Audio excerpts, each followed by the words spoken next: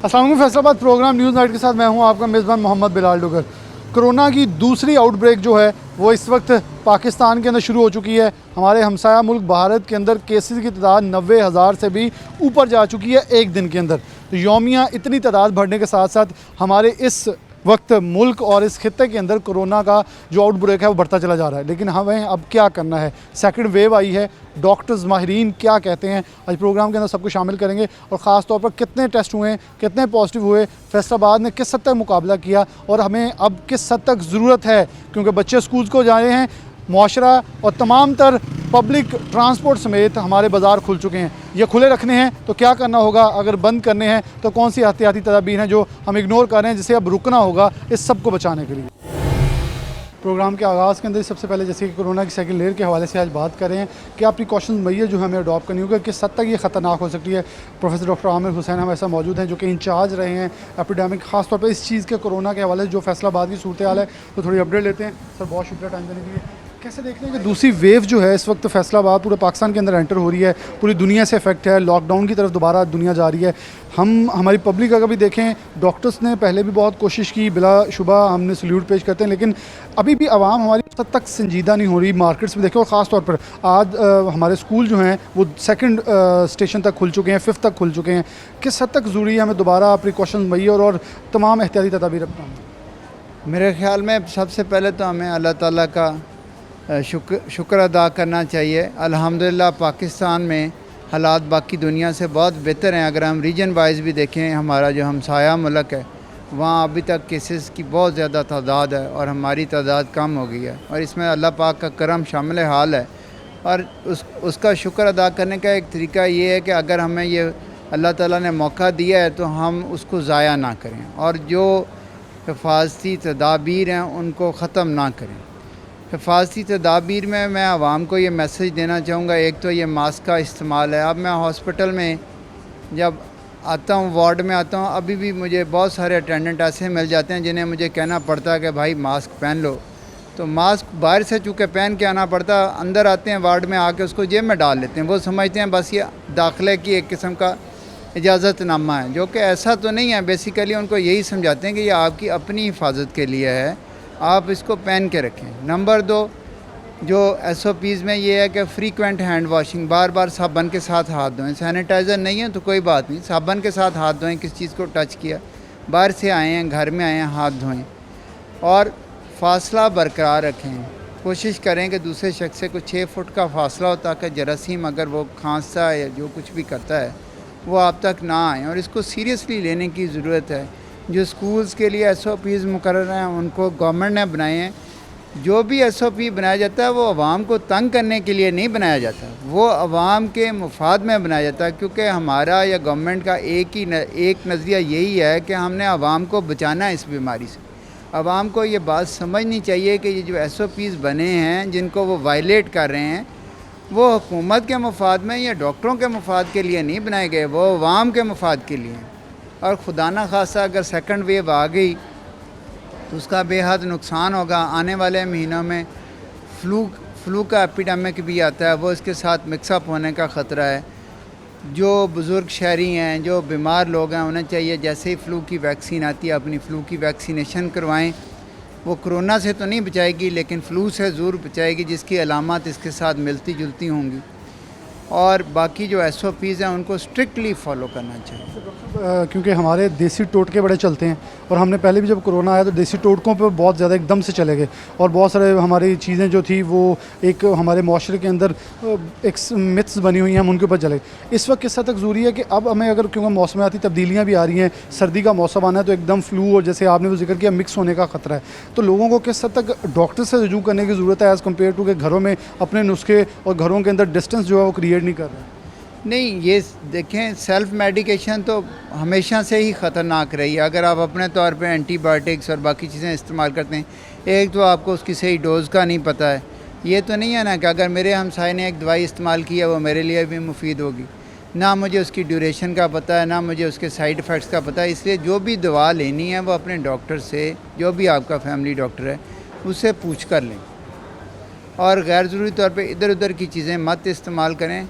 For example, अगर ये corona virus जैसे पिछले एपिडेमिक में हमने देखा है, बेसिकली ये फेफड़ों को ज़्यादा मुतासर करता है जब ज़िंदगी का ख़तरा बनता है। तो लोग क्या कर रहे हैं कि वो कावा पी रहे हैं। अब वो हुक्मा जिनकी वो दवाई है वो भी ये कह रहे हैं कि ये जो है ये कब्ज़ की दवाई है, ये लैक्सेटिव है। तो आप मुझे ये बताएं कि एक कब्ज़ कुशा दवाई लेके तो आप फेफड़ों का कैसे इलाज कर रहे हैं। जिन लोगों की वो दवाई है कि हुक्मा हजरात की, वो ये वार्न कर रहे हैं कि ये अगर आप इस्तेमाल करेंगे तो डिहाइड्रेशन हो जाएगी, डायरिया हो जाएगा और तबीयत ख़राब हो जाएगी। लेकिन लोग अपने तौर पे वो सना मक्की का जो कहवा बना बना के पिए जा रहे हैं और जो जी करता है वो इस्तेमाल करते हैं। यहाँ पे सबसे आसान तरीका ये है कि टोटके बहुत चलते हैं हमारी, आसान तरीका लोग ढूंढते हैं, चाहे उनकी सेहत को जान को ख़तरा हो, वो कहते हैं जी ये आसान तरीका ये कर लो। तो ये नहीं होना चाहिए, सेल्फ मेडिकेशन नहीं होनी चाहिए। बहुत शुक्रिया डॉक्टर आमिर साहब। प्रोफेसर हमारे साथ मौजूद, उन्होंने बहुत ही क्लियरली बताया कि सेल्फ मेडिकेशन जो है उनसे थोड़ा सा हो जाए साइड पे, और हमें ख़ास तौर पे प्रिकॉशन मैया जो है वो अडॉप्ट करनी चाहिए जिससे हमें को अफाका हो सके, बेहतरी के साथ हम आगे बढ़ सकें और ख़ास तौर पर किसी किस्म की भी प्रिकॉशन मैया जो है उसे इग्नोर ना करें। डॉक्टर मारूफ मौजूद हैं, इनसे बात क्या करते हैं। डॉक्टर साहब, प्रोफेसर साहब ने बहुत ही डिटेल में सारी चीज़ें बताई, लेकिन इस वक्त हम कैसे देख रहे हैं हमारा माशरा जिस हद तक हम जहालत और इन चीज़ों के शिकार हैं। हम पहले तो जैसे मैंने एक प्रोग्राम का क्लिप बड़ा वायरल हुआ था, मैंने उस बाइक वाले को पकड़ा कि अगर नहीं कोरोना नज़र आता तो मुझे डॉक्टर साहब आपकी बात याद थी कि एलाइड हॉस्पिटल डॉक्टर ने कहा है उसे कोरोना वार्ड में लाके 3 घंटे मास्क के बगैर छोड़ें तो हम उसे दिखाएंगे कोरोना अच्छी तरह नज़र आएगा। तो अब क्या लोगों को कैसे समझाएं? देखिए, लोगों को ये समझना चाहिए कि मतलब अभी जो हमारी एफ़र्ट्स की वजह से मतलब जो पाकिस्तान में या पंजाब में या स्पेसिफ़िकली फ़ैसलाबाद में कोरोना के नंबर ऑफ़ पेशेंट्स कम हुए हैं, उसमें मैं ये समझता हूँ कि किसी हद तक जो है डॉक्टर्स, पैरामेडिक्स, नर्सेज और जो मतलब हमारे हुकूमती मतलब नुमाइंदे थे या हुकूमत की तरफ से जो लोगों को अवेयरनेस दी गई थी, और जिस तरह मीडिया हाउसेस ने, हमारे टीवी चैनल्स ने हमें यानी कि अवेयरनेस दी, ये उसकी मरहून मेहनत की वजह से ये कम हुआ। लेकिन इसमें सबसे जो बड़ा फैक्टर है, वो सबसे बड़ा फैक्टर जो है अल्लाह ताला का जो करम था, अल्लाह ताला की ख़ास रहमत थी जिसकी वजह से पाकिस्तान में कोरोना वायरस की कमी हुई। बाकी एफ़र्ट्स एक तरफ और अल्लाह ताला की रहमत जो है सबसे बड़ा एक जो है मतलब एक ज़रिया बना हमारी जो हमारे लोग बेहतर हुए। तो अपने आपके तवज्जो से, अपने प्रोग्राम के तवज्जो से, अपने जो शहर के लोग हैं या अपने नाज़रीन सुनने वाले हैं, जहाँ जहाँ भी सुन रहे हैं, मेरी आम आवाम है, पाकिस्तान की आवाम है, उनसे जो है मतलब इल्तमास यही है कि अभी भी जो है एहतियात करें। जिस तरह आपने देखा है शॉपिंग मॉल्स में चले जाएं, होटल्स में चले जाएं, अब तो स्कूल भी खुल गए हैं, लेकिन जब तक हम एहतियात नहीं करेंगे ये कोरोना वायरस जो है अभी ख़त्म नहीं हुआ। हमें अपनी एहतियात, अपने एहतियाती तदाबीर थी उसको बरकरार रखनी पड़ेंगी ताकि जो आइंदा आने वाले फ्यूचर में किसी भी किस्म की जो दोबारा सर्च अगर आती है तो उससे जो है हम बच सकें। आपको बताता चलूँ, एक चीज़ मेरा सवाल आ गया बुनियादी, जब आपने मौसमियाती तब्दीली की बात करें तो कहते थे कि सर्दी में इसका पेनिट्रेशन, इसका दौरानिया बढ़ जाता है, स्टे का कोरोना का जो वायरस होगा, जो भी उसके इन्फेक्शन होंगे, तो इससे तो दोबारा हमारा ख़तरा ऊपर आ जाएगा क्योंकि सर्दियाँ अब आ रही हैं, मौसम भी चेंज होना है, नज़ला ज़ुकाम, फ्लू सब कुछ आना है, और साथ उसके बाद जो मौसम की तब्दीली है उसके साथ टेम्परेचर जो है वो बिलो चले जाना। देखें, ये जो टेम्परेचर वाली बात है ना, फ्रैंकली स्पीकिंग अभी तक कोई ऐसी रिसर्च नहीं आई कि टेम्परेचर बढ़ने से या कम होने से जो है कोरोना वायरस बढ़ता है या कम होता है, ठीक है। लेकिन जो एज ए जनरलाइज जो है ज़ाहिर सी बात है, जब मौसम चेंज होता है या सर्दियाँ आती है तो डेफिनेटली जो है नज़ला ज़ुकाम बुखार के जो मरीज़ बढ़ जाते हैं, तो डेफिनेटली जो मरीज़ इम्यूनो कंप्रोमाइज़ होंगे, जिनको ऑलरेडी ये इस बीमारी में मुब्तला होंगे, मतलब नज़ला ज़ुकाम, खांसी, बुखार, उसमें कोरोना वायरस जो है मज़ीद अटैक कर सकता है, उसकी सिविरिटी जो है उसकी शिद्दत में इजाफा हो सकता है। लेकिन टेम्परेचर का और एज सच कोरोना वायरस की इंसिडेंस का कोई रोल नहीं है आपस में। कोई रोल नहीं है। बहुत शुक्रिया डॉक्टर मारूफ हमारे साथ मौजूद थे। बहुत ही ब्रीफली कहूँगा, कोरोना के अंदर मैं ख़ास तौर पर ये इसलिए इन्हें खराज तहसीन पेश करूँगा क्योंकि ये खुद अफेक्ट हुए। अफेक्ट होने के बाद ये वो लोग हैं जिन्होंने किसी पैसे का, किसी चीज़ का लालच नहीं किया, हॉस्पिटल के अंदर वापस आए और अपनी फैमिलीज़ को इग्नोर करते हुए यहाँ खिदमत सर अंजाम दी। सिर्फ आज के प्रोग्राम का मकसद ये है अवेयरनेस, और इन लोगों को खराज तहसीन के ये देखें कि लोग वो सब कुछ अफेक्ट होकर वापस आ रहे हैं। डॉक्टर सोफिया हमारे साथ मौजूद हैं, इनसे कुछ इस हवाले से कमेंट्स लेते हैं।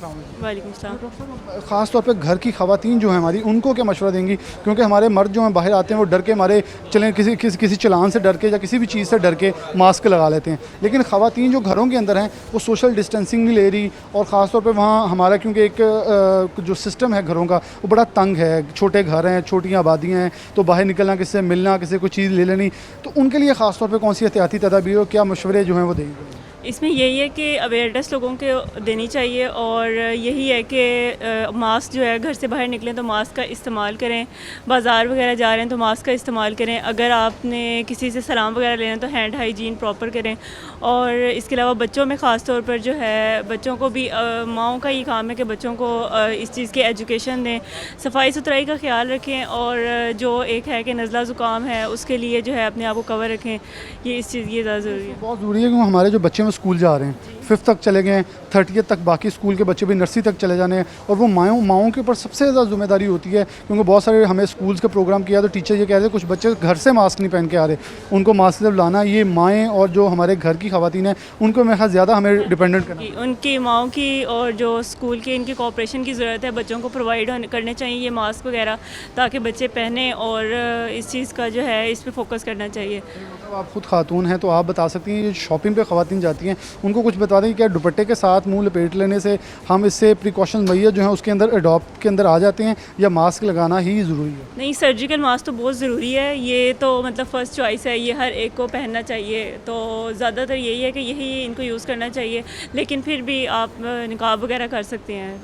जब मौसम की एक तब्दीली आ रही है तो घरों के अंदर क्या कोई ऐसी ख़ास चीज़ जैसे स्टीम हॉस्पिटल के अंदर यूज़ की, कौन सी ऐसी चीज़ें आप यहाँ जो इनिशियल पेशेंट को दे रहे हैं कि वो अगर घरों में यूज़ करें तो ताकि वो देसी टोटकों से बचें?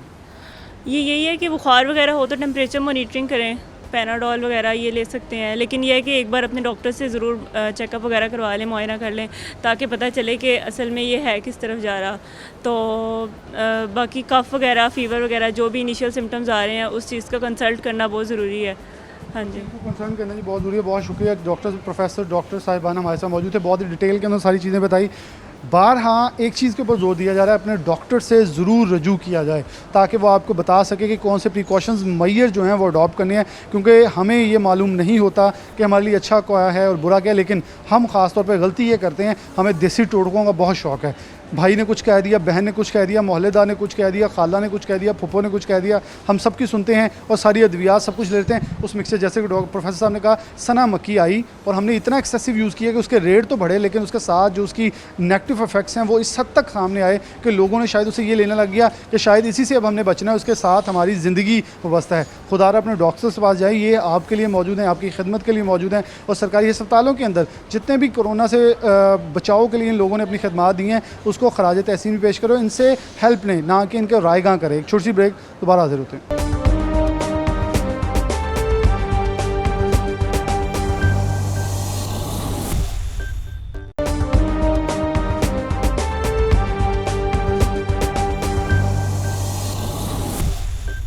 वेलकम बैक नाज़रीन, दोबारा से प्रोग्राम के अंदर खुशामदीद कहते हैं। सेकंड वेव कोरोना की किस हद तक ख़तरनाक है, कितने असरात मुरतब करेगी इस खित्ता जिसमें हमारा पाकिस्तान मौजूद है, इसमें कोरोना की वबा हमारे हमसाया ममालिक के अंदर दोबारा से सर उठाई बल्कि दुनिया के अंदर रिकॉर्ड लगा रही है। हमने कैसे टैकल करना है, प्रोफेसर डॉक्टर मसूद साहब हमारे साथ मौजूद हैं, डॉक्टर रिजवान साहब भी मौजूद हैं। बात का आगाज़ करते हैं। डॉक्टर साहब बहुत शुक्रिया। सर, कैसे देख रहे हैं कि इस वक्त जब जिस तरफ हम बढ़े हैं, सेकंड वेव की आमद है, स्कूल्स खुल रहे हैं, हम वापस जा रहे हैं रूटीन लाइफ की तरफ, लेकिन एकदम से अगर देखें बरतानिया देखें, अमेरिका देखें, ऑस्ट्रेलिया देखें, तो ऑस्ट्रेलिया देखें तो लोग दोबारा से लॉकडाउन की तरफ चले गए हैं, बंद लग रहे हैं, पाबंदियां लग रही हैं। अगर हमें अभी आज़ादी है तो कौन सी चीज़ें अडॉप्ट करनी होगी, कैसे लेकर चलना होगा ताकि हम आने वाले जो एक क्रूशल वक्त है उससे बच सकें? देखें, ये एक अनसीन एनिमी है। शुरू में भी हमें इसके बारे में बहुत ज़्यादा इल्म नहीं था, ये कैसे ये बिहेव करता है, कैसे ये प्रेजेंट करता है, कैसे ट्रीटमेंट क्या करनी है इसकी। लकीली हम सर्वाइव कर गए, उसमें हमारे इतना प्रेवलेंट नहीं हुआ और हमें जो हमने स्ट्रेटजीज़ अपनाई उससे फ़ायदा हुआ हमें। लेकिन अब एक सेकंड वेव एक्सपेक्टेड है और इट हैज़ स्टार्टेड। पेशेंट्स बढ़ गए हैं, डेली पेशेंट्स कम होकर 250 पे रह गए थे, अब 600-700-800 पे जा रहे हैं। सो इट में इंक्रीज़ फर्दर, स्पेशली कि अब हमने कारोबार खोल दिया है, स्कूल कॉलेजेस खोले हैं और बाकी फंक्शंस में कुछ रिलैक्सेशंस दी हैं, तो इसमें वो जो सोशल डिस्टेंसिंग वो कम हो जाएगी। इससे बहुत ज़्यादा चांस है कि हम सेकंड फेज़ को फेस करें। तो उसके लिए सिर्फ यही है कि हम एहतियात करें। हमारे पास ट्रीटमेंट है उन पेशेंट्स के लिए जिनको ये प्रॉब्लम ज़्यादा करता है, लेकिन उसमें फिर इतना इफ़ेक्टिव नहीं है। आपने देखा है जिसको ज़्यादा प्रॉब्लम होती है वो अल्टीमेटली ज़्यादा सफ़र करता है। दो के मोस्ट ऑफ द केसेस खुद ही ठीक हो जाते हैं, लेकिन जो प्रॉब्लम में चला गया उसके लिए मसला है। तो उससे बचने का ये है कि हम सोशल डिस्टेंसिंग रखें, मिलने जुलने में, फंक्शंस करने में, स्कूल्स कॉलेजेस में SOPs को फॉलो करें, मास्क पहने और कम से कम 6 फीट का डिस्टेंस, हाथ ना मिलाएं, गले ना मिलें और मैंने नाक को और मुंह को सेफ़ रखें।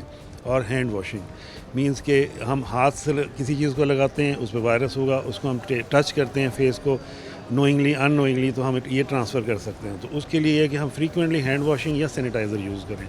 सो एहतियात ही इसका बचाव है। ट्रीटमेंट इसका काफ़ी मुश्किल है और काफ़ी प्रॉब्लम करता है अगर किसी पेशेंट को ये एडवांस स्टेज में चला जाता है। जो आगे आने वाले जो दिन है हमारे लिए इसलिए क्रूशल हैं, मौसम बदलेगा, नज़ला ज़ुकाम एकदम पीक पकड़ेगा और हमारा मौसम ख़ासतौर पे जो नज़ला ज़ुकाम है वो एकदम आता है भी, लेकिन उसके साथ कोरोना की जो सेकंड वेव एंटर हो रही है तो हमारी बड़ी ख़तरनाक साबित हो सकती है। तो उसको कैसे टेकल, क्या मशवरा ख़ासतौर पे अवाम को होगा, अवामुन्नास को, कि कौन सी एहतियाती तदाबीर, और ख़ास तौर पर मैं तो खुद हाथ जोड़ कर उनसे इल्तमास कर रहा हूँ कि देसी टोटकों से दूर रहें अगर अपनी ज़िंदगी से प्यार करते हैं। देखिए उसमें ये है कि इसके सिम्टम शुरू में फ्लू लाइक इलनेस ही होती है, हमें नहीं पता कि इसको सिंपल फ्लू है या इसको ये मसला है। तो जिस पेशेंट को भी गला ख़राब है, बुखार है, जिस्म दर्द है, 1-2 दिन गुजर चुके हैं, वो जल्दी रब्ता करे डॉक्टर से, और एक तो एहतियाती तदाबीर करे, अपने आप को क्वारंटीन करे, और दूसरा डॉक्टर से रब्ता करे। कोई इन्वेस्टिगेशन हैं, कोई ट्रीटमेंट है बेसिक, वो शुरू हो जाए, ताकि ये लेट स्टेजेस में जब पेशेंट प्रेजेंट करता है तो फिर उसका हाल ज़्यादा अच्छा नहीं निकलता। ख़ास में एक मेरा बड़ा बुनियादी सवाल होगा कि जो टेस्ट करवा रहे हैं हम, और लोग इस तरफ बढ़े हैं और जिनको ऑलरेडी एक बार वो अटैक हो चुका है उसके बाद क्योर होके आ रहे हैं, वो किस हद तक सेव होंगे, कितने सेव होंगे और किस हद तक ख़तरे के अंदर है? देखिए उसमें एंटीबॉडीज़ बनती हैं, लोग एंटीबॉडीज़ करवा भी रहे हैं, IgG एंटीबॉडीज़ तीसरे-चौथे हफ्ते जाके वो इम्यूनिटी शो करती हैं, लेकिन हमें एग्जैक्टली नहीं पता कि how immune they may be at risk later on. तो इसमें हमें नहीं पता चलेगा कि वो कुछ अरसे बाद हो सकता है, हम श्योरिटी नहीं कैसे दोबारा होगा, मे हैव, लेकिन जिन बच्चों नहीं हुआ वो ज़्यादा रिस्क पे हैं एज़ कम्पेयर टू दो जिनको हो चुका है। ये अभी तक तो यही है, क्योंकि ये नई चीज़ है, नोवेल वायरस है, इसके बारे में चीज़ें भी नई आ रही हैं, आहिस्ता आहिस्ता पता चल रही हैं। सो बेहतर यही है कि हम एहतियात करें, जिनको नहीं हुआ वो भी एहतियात रखें, एहतियात को मत छोड़ें। एहतियात को मत छोड़ें जी, एहतियात को ज़रूर अडॉप्ट करें। डॉक्टर रिजवान मौजूद हैं, सर बहुत शुक्रिया आपका। डॉक्टर साहब आप कैसे देखते हैं, ख़ास तौर पे इसकी किट्स के हवाले से पूरी दुनिया के अंदर ये कहा जा रहा है कि एफिशिएंसी जो है, ये अनफॉर्चुनेट बात है, मैं बोलता होता हूँ कि पूरी दुनिया के अंदर इसकी किट एफिशिएंसी जो कोरोना टेस्ट करती है वो इतनी एक्यूरेट अभी तक नहीं आई कि पूरी दुनिया इस पर हमें ज़रा थोड़ा 50-50 पे चल रही है पूरी दुनिया, लेकिन किट्स भी वही हैं, उसी को पे चलना है। और हमने उम्मीद थी सितंबर तक इसके अंदर कोई वैक्सीनेशन आ जाएगी, लेकिन अमेरिका अब दावा कर रहा है, लेकिन कोई भी गवर्नमेंट शायद दावा करने से भी डर रही है कि हमारे गले ना पड़ जाए। तो कैसे देखते हैं, इसमें पूरी दुनिया अफेक्ट हो गई है, हमारी तरफ बड़े, हम उससे महफूज भी होना है और आगे भी लेके चलें, क्योंकि हम अब क्लोज डाउन की तरफ मेरे नहीं ख्याल जाने के मुतहम्मिल हो सकते हैं। अच्छा, इस तरह के जो डायग्नोस्टिक किट्स हैं ना, जो इट्स अवेलेबल इन डिफरेंट जो लेबॉर्ट्रीज़ में अवेलेबल हैं, जो अच्छी लेबॉर्ट्रीज़ हैं, जिस तरह ये चुगताई लैब है या दूसरी लैब्स हैं, आगा खान लैब्स हैं, ये तो दे आर टेकिंग अच्छी जो किट्स हैं लेते हैं और उससे टेस्ट करते हैं। जैसा हमारा अजीज़ फातिमा मेडिकल कॉलेज जो हॉस्पिटल है, इसने बहुत अच्छी किट्स मंगाई हैं और बहुत अच्छे रेट्स पे ये टेस्ट कर रहे हैं। तो बाकी जितनी छोटी छोटी लैब्स हैं उन्होंने कोई स्क्रीनिंग टेस्ट और जिस तरह वो छोटे छोटे टेस्ट होते हैं वो यानी ड्रॉप्स डालते हैं, वो 2-2 लकीरें आ जाती हैं तो उसको पॉजिटिव बना देते हैं। तो ये सब स्टैंडर्ड जो इनकी जो प्रैक्टिसेस हैं उससे हम या तो मिस डायग्नोज हो रहे हैं या हम डायग्नोसिस को ओवर डायग्नोज कर रहे हैं। ठीक है, तो मेरी जो अल्तमास है सारे लोगों से कि जो भी आपने अपनी डायग्नोस्टिक अपनी फैसिलिटी अवेल करनी है तो किसी अच्छे हॉस्पिटल्स में जाके या अजीज़ फातिमा में आएँ या जो भी उनको अच्छा लगता है तो उसमें जाके अपना डायग्नोसिस वाला जो काम वो करवाएं, जिससे हमें पूरी तरह तशख़ीस होगी। तो उससे इंशाल्लाह ये है कि हम कम से कम जो उसको अच्छे तरीके से मैनेज कर पाएंगे। तो इसी तरह यानी फ़ौरन में ज़ाहिर एक चेक सिस्टम होता है, हमारे मुल्क में वो चेक सिस्टम नहीं है, तो हर लेबॉर्ट्री अब ये टेस्ट करने पे तुली हुई है। क्योंकि मैं गुज़श्ता दिनों देख रहा था कि बरतानवी वज़ीर बोरिस जॉनसन ने 10,000 पाउंड जुर्माना आयद कर दिया, जो कि सिर्फ 3,000 पाउंड था जब इसकी पीक थी, मैं वहाँ मौजूद था। लेकिन इस वक्त जब 10,000 पाउंड कर रहे हैं सेकंड वेव पे, तो लग तो ऐसा रहा है कि उन्हें बहुत बड़ा ख़तरा है कि इसका अटैक होगा। तो अगर वो इतना कर रहे हैं तो डेफिनेटली हम जो उससे पीछे, क्योंकि पहले बरतानिया यूरोप हुआ था तो हम उससे पीछे थे फर्स्ट फेज़ के अंदर भी, अब सेकंड फेज़ में वो लोग पीक पे आ चुके हैं। तो हमें अब कैसे इन चीज़ों को क्योर करना है, कैसे एहतियाती तदाबीर अख्तियार करनी है, क्योंकि इस वक्त देखें तो हम हॉस्पिटल के अंदर मौजूद, यहाँ भी आने वाले जो लोग हैं वो मुकम्मल तौर पर इस चीज़ को फॉलो नहीं कर रहे। हाँ, हमारे पास वही जो स्टैंडर्ड जो ऑपरेटिंग प्रोसीजर्स हैं जिसमें हम सबसे पहले हाथ धोते हैं, अगर घर में हैं तो हाथ धोएं ज़्यादा से ज़्यादा, अगर आप बाहर ऐसी जगह पे जा रहे हैं जहाँ पे हाथ धोना थोड़ा सा मुश्किल है तो सैनिटाइज़र का यूज़ लाजमी करें। और तीसरी चीज़ है जो आप सोशल डिस्टेंसिंग करते हैं। मैं अभी थोड़े दिनों पहले गया हूँ किसी जगहों पे, तो विज़िटिंग प्लेसेस भरी हुई हैं, मार्केटें भरी हुई हैं, कोई बंदा मास्क पहनने पे राज़ी नहीं है, कुछ तो अभी तक ये कंसिडर कर रहा है कि कोरोना है ही नहीं है। तो ये जो अनसर्टेनिटी है विद रिस्पेक्ट टू कोरोना के कोरोना है या नहीं है, ये और दूसरी जो अनएजुकेटेड कम्युनिटी है वो they are not wearing the mask. तो जो स्कूल्स अभी खुले इंशाल्लाह अल्लाह ताला हमारे बच्चों को बचा के रखे, तो उसमें भी थोड़ा सा हमें ख्याल करना पड़ेगा कि जो सारी चीज़ें जो है ना वो अच्छे तरीके से चलें, ताकि बच्चे जो है वो इन सारी चीज़ों को ऑब्ज़र्व करें और इन्फेक्टेड ना हों। अगर मैं स्कूल खुलने की बात की तो एक बच्चों के अंदर भी इससे मुतबादिल एक मिलती कावासाकी नाम की बीमारी आई थी। फसवा हॉस्पिटल चाइल्ड प्रोटेक्शन जो है चाइल्ड हॉस्पिटल वो महफूज रहा, लेकिन बाकी पाकिस्तान के हॉस्पिटल के अंदर इसकी आइडेंटिफिकेशन भी हुई, मरीज़ भी सामने आए, बच्चे अफेक्ट भी हुए। तो इस वक्त हमारे बच्चे किस हद तक अटैक के ज़ेर साया होंगे, जो उससे महफूज होंगे? जब स्कूल खुल गए हैं, अभी 30th को बाकी स्कूल भी खुल जाने हैं, एक रश होगा, स्कूल वाली इंतज़ामिया कोशिश करिए, लेकिन पेरेंट्स जो घर से भेज रहे हैं बच्चों को, लंच बॉक्स देंगे, मास्क देंगे, उसके अंदर कोताहियाँ हो रही है, उसे कैसे टैकल करें? पहली तो मैं एक बहुत अच्छी बात बताना चाहता हूँ कि हमारे जो बच्चे हैं उनके अंदर अल्लाह ताला ने वो रिसेप्टर पैदा नहीं किए अभी। जो एस रिसेप्टर होते हैं वो हमारे लंग्स में होते हैं और इंटेस्टाइन में होते हैं, वो बच्चों में अभी तक नहीं बने। और ये जो वायरस कोरोना का वायरस है ये डायरेक्ट उस एस रिसेप्टर पे जाके एक्ट करता है। तो ज़ाहिर है अगर रिसेप्टर नहीं है तो दे आर नॉट अफेक्टिंग मोर। आपने देखा होगा कि अस्पतालों में कोरोना के बच्चे नहीं हैं, बड़े हैं सिर्फ। वो बच्चे इसलिए नहीं हैं कि जो एस रिसेप्टर उनके पास नहीं है उनके लंग्स में और इंटेस्टाइन में, तो they are not so much affected. पहली तो फॉर्चुनेट ये बात है। दूसरी बात ये है कि हम अपने बच्चों को यही जो 3 जो हमारे स्टैंडर्ड ऑपरेटिंग जो प्रोसीजर्स हैं, जिसमें हाथ धोना, ये जो सोशल डिस्टेंसिंग है, या फिर जो सैनिटाइज़र का जो इस्तेमाल है, तो उन बच्चों को अच्छी तरह हम एजुकेट करें ताकि हमारे बच्चे ये सारी चीज़ें ऑब्ज़र्व करें। अगर वो ख़ुद इन्फेक्ट नहीं हो सकते मगर वो कैरियर बन सकते हैं, यानी अपने इन्फेक्शन को आप लेके जाके अपने घरों में ले आके आ सकते हैं, यानी बाहर की इन्फेक्शन को अपने फैमिली मेम्बर्स में ट्रांसमिट कर सकते हैं। मगर बच्चों में इन्फेक्शन होती ज़रूर है मगर वो बहुत ज़्यादा कॉम्प्लिकेट नहीं होती जिस तरह अडल्ट्स में होती है। बहुत आखिर में दोनों डॉक्टर साहिबान का शुक्रिया। एक आखिर पे सवाल कि आप मेडिसिन के हवाले से एक्सपर्ट हैं, तो जो होम क्वारंटाइन करेंगे लोग, अगर किसी को सिम्टम्स फील होते हैं, क्या वो मेडिकेशन की तरफ जाएं या कौन सी स्टीम, या कुछ बड़े सारे लोगों की, क्योंकि हमारी हवाएं थी वो मक्खी हमने पी ली घोल घोल के, उससे बहुत साइड इफ़ेक्ट्स आए, कोई ऐसी 2 टोक छोटी सी चीज़ ताकि अगर किसी में होम क्वारंटाइन किया तो वो इससे महफूज रखे सके या टेली मेडिसिन की तरफ आ सके? अच्छा, इस तरह के जो जितनी भी वायरल इन्फेक्शंस हैं उसमें हमें ख्याल रखना होता है हाइड्रेशन स्टेटस का, कि वो अच्छा पानी पिए, ताज़ा पानी पिए, बहुत ज़्यादा पानी पिए। इसी तरह हमें प्रोटीन इंटेक, हमारी जो बैलेंस डाइट का थोड़ा सा ख्याल रखना होता है। और वो ज़ाहिर स्प्रेडिंग जो चीज़ें हैं कि जी मैं छींक मारूंगा तो स्प्रेड होगी, उस तरह की जो प्रोटेक्टिव मेजर्स हैं वो लेने चाहिए। और ये अच्छी खुराक खानी चाहिए, फ्रूट खाने चाहिए, ताकि जो उसकी इम्यूनिटी है थोड़ा वो बूस्टअप हो। तो वायरल की वैसे तो दवाई कोई नहीं है वायरल इन्फेक्शन की, तो हम सिर्फ स्पोर्टिव मेजर कर सकते हैं और उनको चाहिए घर में ही रहे, एक क्वारंटाइन रहें, ताकि वो जो सारा मसले मसाइल हैं वो स्प्रेडिंग की तरफ ना जाए। स्प्रेडिंग की तरफ ना जाए। क्वारंटाइन के अंदर ख़ास तौर पे अपने इम्यून सिस्टम को बेहतर रखने के लिए कुछ ऐसी खुराक लें ताकि हल्की और अच्छी ग़िज़ा, ताकि इम्यून सिस्टम ठीक रहे। ये ना करें कि जैसे हम शादी पे खाना खाना जाते हैं कि इम्यून सिस्टम ही इतना बैठ गया कि बाद में वो सांस लेने के हम काबिल नहीं होते। तो खाना बिल्कुल ज़रा हथौला रख के खाओ। पंजाबी के अंदर कहना इसलिए पड़ा क्योंकि शायद मैंने एक चंक भी मेरा इसलिए वायरल हुआ था कि मैंने एक शख्स को पकड़ा था, उसे कहा था खुदारा कोरोना है, डर जाएं, नहीं तो ये आप सबको ले डूबेगा। तो हमें अब इससे डरना है क्योंकि पूरी दुनिया से इफेक्ट होकर दूसरे फेज़ के अंदर आ रही है। हमें अल्लाह का सद शुक्र अदा करना चाहिए कि हम पहले बहुत हद तक महफूज रहे हैं और हम फिर भी अभी भी हमने वैसे ही अच्छी कौम होने का सबूत देते हुए दूसरे फेज़ के अंदर भी अच्छा किरदार अदा करें। जो लोग अच्छा कर चुके हैं वो दूसरों को भी राग़िब करें, एक एक शख्स दूसरे को लेकर चले साथ, ताकि हम ये पैगाम आम कर सकें और पाकिस्तान को कोरोना फ्री कर सकें। क्योंकि दूसरी फेज़ के बाद तीसरी फेज़ की भी जो बातें हैं वो गर्दिश की, क्योंकि डेफिनेटली अगर फॉर एग्जाम्पल एक ज़ल्ज़ला है तो उसके साइड इफ़ेक्ट या आफ्टर इफेक्ट जो हैं, आफ्टर शॉक्स आते रहते हैं। तो हमें देखना होगा कि हमने इससे कैसे बचना है। छोटी सी ब्रेक, दोबारा हाजिर होते हैं।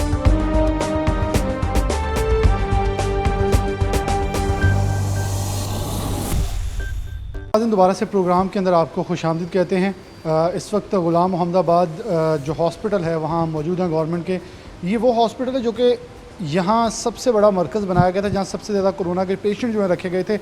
तो यहाँ लाने का मकसद सिर्फ ये है ताकि आप लोगों को दिखाया जा सके वो डॉक्टर्स, वो स्टाफ, वो हेड जिन्होंने यहाँ से कोरोना को शिकस्त दे के निकाला है, ये चाहते हैं कि अब भी आप लोग इनका साथ दें ताकि ये कोरोना के लिए मुख्तस ना हो, बल्कि हम इसका बाकायदा तौर पे ऐसे ही जो है वो मुकाबला करें जैसे बाहर से ख़त्म हो। और ये डॉक्टर्स आपको ज़रा वो कहानी सुनाएंगे जो यहाँ थी ताकि आप लोगों को सिर्फ ये अंदाज़ा हो सके कि हमारे बच्चे स्कूल जा रहे हैं, अब हमने इससे लड़ना है, क्योंकि बाकायदा तौर पर पहले लॉकडाउन था, अब लॉकडाउन नहीं है, अब हमारे बच्चे जा रहे हैं, हम कारोबार की तरफ वापस जा रहे हैं और हम मुतहम्मल नहीं हो सकते मुकम्मल तौर पर किसी भी हद तक कि दोबारा से लॉकडाउन की तरफ बढ़े। डॉक्टर इजाज़ सबसे पहले मौजूद हैं एमए से, इनसे बात का आगाज़ करें। डॉक्टर साहब बहुत शुक्रिया वक्त देने के लिए। डॉक्टर साहब कैसे देखते हैं कि फ़ेज़ 2 आ रहा है, हमारा हमसाया मुल्क भारत दुनिया में सबसे ज़्यादा पीक पे जा रहा है, दीगर ममालिक देखें यूरोप और दीगर ममालिक के अंदर इसकी आउटब्रेक हो चुकी है, पाकिस्तान थ्रेट में है, और हम ये आपका ख़ास तौर पे हॉस्पिटल के हवाले से थोड़ा लोगों को बताएं, ताकि मैं तो ये कहूँगा आप डरा ही सकते हैं, हम इन्हें कुछ नहीं कर सकते। ये बिल्कुल ठीक बात है कि जब तक हम अपनी पूरी प्रिवेंशन ही करेंगे,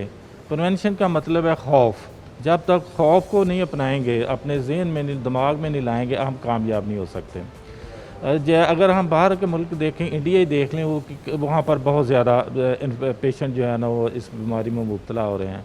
इंग्लैंड देख लें, इतने रिसोर्स होते हुए भी वो फेल हो चुके हैं। अमेरिका सबसे टॉप कंट्री, डेवलप कंट्री, जो कह सकते हैं कि हमसे 100 साल वो आगे है, लेकिन उनका भी जो मेडिकल फील्ड है ना, वो उनका मेडिकल सिस्टम फेल हो चुका है। जो यह हमारे मुल्क में अल्लाह ताला की कोई ख़ास करम और मेहरबानी है, और जिस जान पहचानी से मेरे डॉक्टरों ने, मेरे स्टाफ ने यहाँ पर काम किया, वो काबिल सताइश है, और इनकी कुर्बानी, इन्होंने अपनी जान को भी पेश किया और परेशान नहीं हुए। तो इसका कामयाब इसलिए हुए कि हमने सारी चीज़ों को, इसकी प्रिवेंशन को, SOPs को अपने आप पर अप्लाई किया। फिर जितने मरीज़ आते थे उसको भी ऐसे ही हम डील करते थे जैसे हमारा एक डॉक्टर अपने आप को इस बीमारी से बचाने की कोशिश करता है। तो अल्लाह ताला की मेहरबानी से हम कामयाब हुए, और आइंदा भी ये जब तक वैक्सीन नहीं आएगी, ये सिलसिला ऐसे ही चलता रहेगा। पाकिस्तान में नहीं बल्कि पूरी दुनिया में ख़त्म नहीं हो सकती। तो इस प्रिवेंशन ही सबसे बहुत बड़ी इसका इलाज है, और प्रिवेंशन यही है कि हम अपने आप को यही खौफ हो कि किसी बंदे से भी हमें ये बीमारी हम पर दोबारा हमला कर सकती है, और उस हमले को हम सिर्फ बचा यही सकते हैं कि कम से कम आप मास्क का इस्तेमाल लाजमी करें, और जब भी बाहर निकलें मास्क का इस्तेमाल करें। स्कूल में बच्चे जाते हैं, मास्क का इस्तेमाल करें, और कोशिश करें कि बच्चे जब इवन के स्कूलों में भी जाते हैं तो अपने खाना खाने, बार बार टिफ़िन खोलना, खाना खाना, बिस्किट खाना, ये बहुत बड़ा ख़तरनाक उनके लिए होगा। तो कोशिश करें कि टाइम पे खाना खाएं बच्चे, और दूर दूर रह कर खाएँ, और मास्क ना उतारें। तो मास्क ही सबसे ज़रूरी चीज़ है, जिसको अप्लाई करेंगे तो हम बच सकते हैं। मास्क की सबसे ज़रूरी चीज़ है, उसे अडॉप्ट करना होगा। डॉक्टर साहब ने जो मशवरा दिया, क्योंकि बच्चों के हवाले से प्रोग्राम ज़्यादा इंपॉर्टेंट है पेरेंट्स के लिए, तो उन्होंने टिफ़िन का जिक्र किया। जैसे मैंने बच्चों से पूछा था, अपना लंच बॉक्स शेयर नहीं करना, ये हमारे लिए एक कठिन मराहल है, लेकिन इस वक्त हमारे जो नन्हे बच्चे हैं उनके ऊपर सारा बोझ है कि अब उन्होंने हमें इसमें से कामयाब करवाना है। डॉक्टर हिना मौजूद हैं, डॉक्टर एक और भी मौजूद हैं, इनसे आपकी बात करवाएंगे। ये वो लोग हैं जो कि उस वक्त वॉरियर्स थे, अंदर मौजूद थे, ये कुछ कहानी हमें सुनाएंगे ताकि लोग सुनने वाले कुछ सबक हासिल कर सकें। डॉक्टर साहब कुछ वो बताएं जो कि ख़ास तौर पर वहाँ के मंजर, ताकि इन लोगों को दिखाया जा सके, एहसास करवाया जा सके कि ये मजाक नहीं है। अस्सलाम वालेकुम। मैंने यहाँ पे एनेस्थीसिया में ICU में ड्यूटी की हुई है, तो हमारे पास जो भी पेशेंट आते थे वो क्रिटिकल होते थे। तो मेरे पास मुझे फैमिली अभी तक याद है जो मुझे भूलती नहीं है। एक पेशेंट था हमारे पास, मुज़ाहिर नेम, वो यंग पेशेंट था, और हमें ये लगता था कि जिस तरह से अगर यंग, हमने क्राइटेरिया बना लिया था कि बच्चों में यंग में हो नहीं सकता, और जो ओल्ड एज हैं वही उसी की डेथ होती है। लेकिन वो पेशेंट हमारे पास मुज़ाहिर थे, वो हमारे पास बिल्कुल नॉर्मल एलीट क्लास फैमिली थी।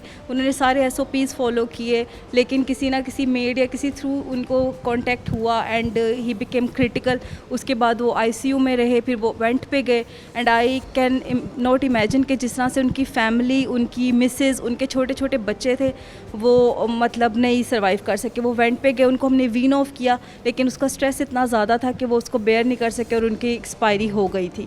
तो इसलिए ये, और जो उनकी फैमिली को जब हमने देखा तब एहसास हुआ कि हम कह देते हैं कि कोविड चला गया, ये कुछ नहीं है, ये एक तमाशा है, लेकिन जिन फैमिलीज़ ने इससे सफ़र किया, अगर आप उनको देखें तो आपको एहसास हो कि ये कितनी बुरी चीज़ है, कितनी कंटेजियस है। आपको इससे प्रोटेक्शन करनी चाहिए।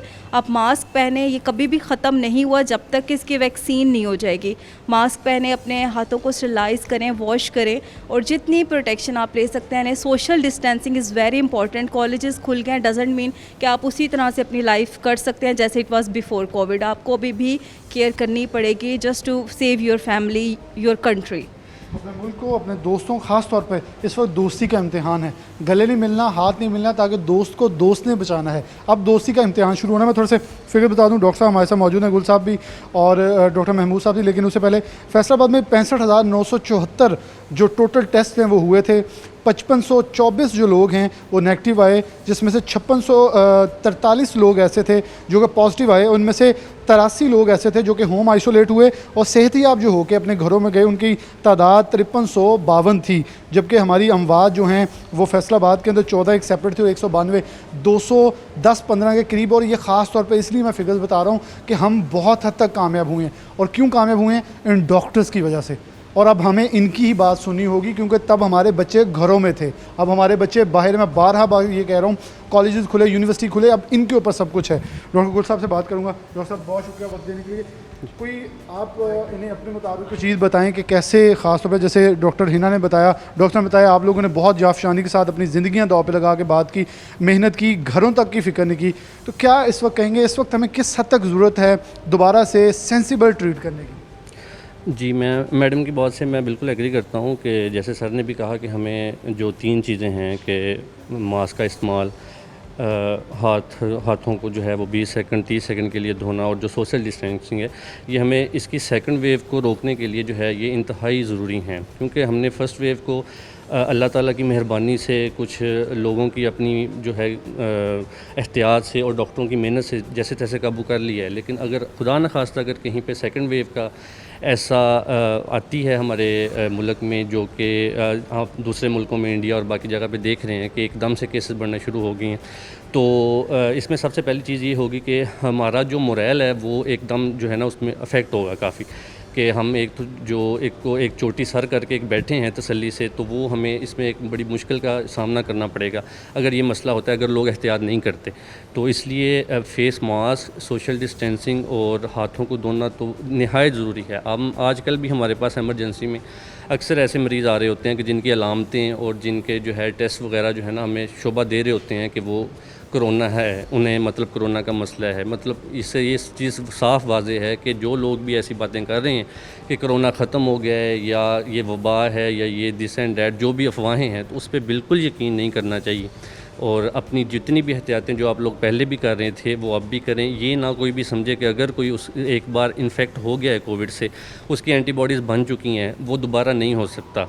ठीक है, हमारे अभी तक हमारे पूरी दुनिया में हमारे पास ऐसे कोई केसेस नहीं है, लेकिन फिर भी हमारे जो एंटीबॉडीज़ के टाइटर हैं वो with the passage of time कम होते जाते हैं और कम हो रहे हैं, मेरे अपने कम हो रहे हैं। इसलिए हमने इसको जो है ना इतना लाइट नहीं लेना, हमने अपनी पूरी एहतियात वैसे ही रखनी है जैसे हमने स्टार्ट में रखी थी इंशाल्लाह। वैसी एहतियात रखनी जैसे पहले रखी थी। डॉक्टर महमूद साहब मौजूद हैं। आउटब्रेक आ चुकी है, पूरी दुनिया से अफेक्ट हो रही है, हमारे जैसे बच्चों की बात की, तो अब आप इन्हें क्या एक मैसेज देना चाहेंगे कि जिससे शायद मेरे ख्याल में वो नागुज़ीर हो चुका है कि हमें उस पर अमल करना चाहिए और शायद मजाक, और क्योंकि अगर हमने पहली आउटब्रेक में आप लोगों ने कंधे से कंधा मिला के से सपोर्ट कर लिया, रोक लिया, अपनी जानें कुर्बान करके, बहुत सारे डॉक्टर्स ने अपनी जानें दी, पाकिस्तानी डॉक्टर्स ने बीमार हुए, अपने घर इफेक्ट हुए। लेकिन अब खुदा ना ख्वास्ता कोई दूसरी आउटब्रेक कहीं हार्ड ना हो हमसे, शायद हम संभल ना सके, तो इस हवाले से क्या मशवरा होगा?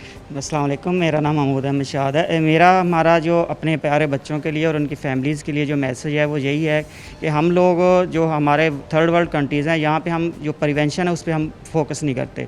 ट्रीटमेंट पे हम लाखों रुपया लगा लेते हैं, लेकिन प्रिवेंशन पे हमें 10 रुपये का मास्क लगाना पड़े वो हम नहीं लगाते। उसके इस वजह से जो है ना हमारी जो ज़्यादातर हम जितनी भी हमारी बीमारियाँ, कोरोना जो उसके रिलेटेड जितनी भी बीमारियाँ, वो हम इसलिए ज़्यादा अफेक्ट होते हैं उससे। तो हमारा ये अपने प्यारे बच्चों के लिए और उनकी फैमिलीज़ के लिए यही मैसेज है कि थोड़ी सी अपनी जो इन्वेस्टमेंट है वो प्रिवेंशन पे करें। Prevention is better than cure. तो प्रिवेंशन आप जितनी कर सकती हैं कोरोना के लिए और दूसरी बीमारियों के लिए, इसके साथ जो भी बाकी भी जो मुतअद्दी बीमारियाँ, सब के मतलब अब यही हमारा मैसेज होगा कि आप प्रिवेंशन पे आप फोकस करें। प्रिवेंशन से अगर हम फोकस करते हैं तो हम अपनी ट्रीटमेंट पे जो लाखों रुपया हमारे मुल्क का, हमारे लोगों का जो लाखों रुपया ट्रीटमेंट पे लगता है वो हम बचा सकते हैं और अपना टाइम और अपनी सेहत को हम जो है ना बेटर कर सकते हैं। अभी सेहत और तमाम तर मामलात को बेहतर कर सकते हैं। प्रोग्राम के अख्ताम की तरफ बढ़ूँगा, फिर बारहा एक पैगाम आखिर पे देना चाहूँगा। किसी को मसला, क्योंकि मौसम तब्दील होना है, एकदम से नज़ला ज़ुकाम खांसी ऊपर जानी है, तो डॉक्टर से रब्ता करें। घरेलू टोटके खुदारा इस्तेमाल ना कीजिएगा, सना मक्की मत पीजिएगा, क्योंकि हमने अपने टोटकों से पहले बहुत बेड़ागर किया है अपनी तमाम आवाम को, और हम देखे एक दूसरे की जो हमारे माउथ वर्ड्स हैं वो बहुत स्प्रेड जल्दी करते हैं। तो हमें उन्हें रोकना होगा। हमें एक दूसरे से बजाय जो डॉक्टर्स माहिरीन बैठे जिन्होंने इसका मुकाबला करके हमें कामयाब करवाया, उनके पास जाएँ। आपके नज़दीक आपके सरकारी अस्पताल मौजूद हैं, कोरोना से रिलेटेड जो भी एक्सपर्टीज़ वहाँ मौजूद हैं, एक्सपर्ट्स मौजूद हैं, उनसे जाके राय लें ताकि हम बेहतर से आगे चल सकें, ना कि हम दोबारा से इसके अफेक्ट हों। और ख़ास तौर पर मैं फिर कहूँगा, हमारे मौशी जिस हद तक बदहाली सामने आई है, मुझे सुनने वाले तमाम इस चीज़ से एग्री करेंगे, जिस हद तक बेरोज़गारी बढ़ी है, अब ना आप ना मैं कोई भी इस चीज़ का मुतम्मल नहीं हो सकता कि हम लॉकडाउन की तरफ जाएं। बस इससे बचना ये है, इसकी एक ही हल है अब कि हम इसके एहतियात करें, एहतियात के ज़रिए इस वेव को गुजारें ताकि हम आने वाले दिनों में बेहतर तरीके से मौशी हालात की तरफ बढ़ सकें। क्योंकि हमारे हमसाया मुल्क के एक बेहतरीन मिसाल आपके पास मौजूद है कि वहाँ हज़ारों नहीं, दुनिया की सबसे बड़ी आउटब्रेक वहाँ हो चुकी है। अब हमें इससे बचना है। इसी के साथ प्रोग्राम न्यूज़ नाइट से इजाज़त दीजिए। अल्लाह हाफ़िज़।